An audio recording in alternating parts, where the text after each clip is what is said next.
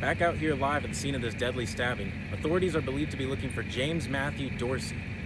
Authorities say he's driving a white Saturn SUV with white Washington state plates. In Santa Clarita, I'm Zach Ferber. Under a proposal that was unanimously approved Tuesday by the Long Beach City Council, the Long Beach Convention Center will become an emergency shelter for migrant children arriving from Mexico. It could temporarily accommodate up to 1,000 children for a period of 90 to 120 days. In Long Beach, I'm Zach Ferber. To celebrate National Women's Month, the Farmers Market at the Grove highlighted certain businesses owned and operated by women. Katie Gilbert is the owner of Charlie's Coffee Shop. Gilbert is a second-generational owner. Her mother was the original owner, but the lineage runs deeper than that.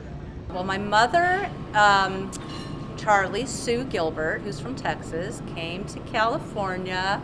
She got a job at around 14 or 15 in the farmer's market. My grandmother worked at Chris's, and the coffee shop was for sale. And she mentioned it to my mom, and she said, okay, I'd like to go back to work part-time. The restaurant that operated as mother and daughter has kept that tradition alive, as Gilbert works side by side with her daughter Haley. Now my daughter helps me when she's not in school, so it's very family-oriented, behind the counter and in front of the counter. The Coffee Corner, which is owned and operated by Lillian Sears for over 20 years, has continued to pour a fresh cup of joe to everyone who comes by. Her story of coming to the United States from El Salvador has inspired her family along with her co-workers. I brought my 15-year-old sister and my 4-month-old baby. I was a single mother. And when I came to this country, I only had $32 in my pocket. Okay. And this was my second job that I've had. And I lived with my cousin for a while. And then I was almost pretty much homeless after that, but never gave up. With such rich tradition, the Farmers Market at the Grove has over several businesses owned and operated by women. Reporting in the Fairfax District, I'm Zach Ferber.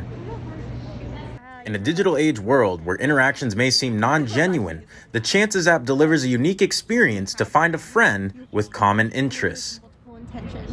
Like long press? Yeah. Sisters Noelle and Vanessa Lipschutz developed the Chances app, along with their father, to build new friendly connections and are not like other matchmaking or even other dating apps. It's all about connecting on intention. So whether that be friends, let's date, or let's study, we're here to make mutual intentions for people. Chances is launching at UCLA, but this family sees its expansion reaching other college campuses soon. Yeah, where we see Chances going is dropping at all colleges. Next is going to be my college where I graduated from, Seattle University. And then I believe we're going to be coming out with a Gen X version too. So really just connecting people all over, no matter what age. The digital and social media platforms that we have right now really aren't connecting us on a genuine level. So we were like, we need to create something where people can match on mutual intentions and feel the same way. Chances is hoping their personal touch on social media will take meeting up to the next level. In Westwood, I'm Zach Ferber.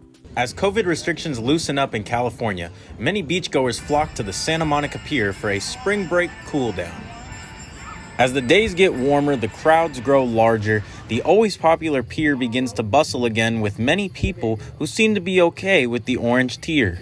But I think restrictions are getting less bad, and people are getting vaccines. So I don't think I think it is fine if things get less restrictive. I mean, I already had COVID before, so I know it's not a good experience.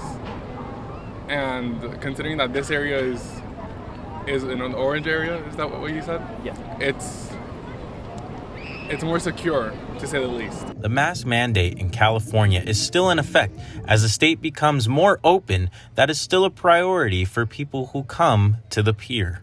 I'm less worried. I do still wear a mask for other people, for helping them. But I'm quite relieved.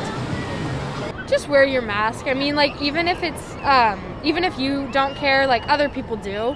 And it's just courteous and stuff. What the orange tier allows for includes indoor gatherings to be allowed with a maximum of 3 households, outdoor gatherings to a maximum of 50 people, restaurants can open indoors with 50% capacity, and amusement parks can open at 25% maximum capacity. In Santa Monica, I'm Zach Ferber.